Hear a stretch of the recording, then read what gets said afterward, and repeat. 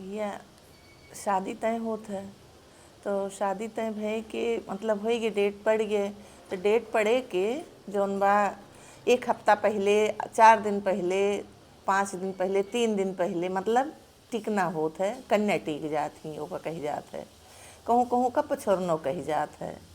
तो वहू दिन जौन बा सब मेहरारू नहीं है। ओकरे बाद जौन बाटे कन्या साथ बुलाई जी हैं और सुहागिन बुलाई जी हैं तो सबका जौन बाटे टीका जात है, मतलब ओके पूजा होत है। तो सबसे शुरू में यह गाना तब गाई जात है।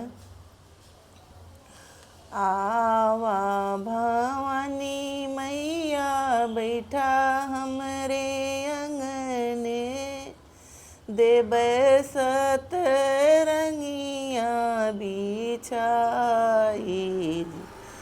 गुड़ घियन के मैया हो मिया करऊब, मोरी जगी पूरन होय।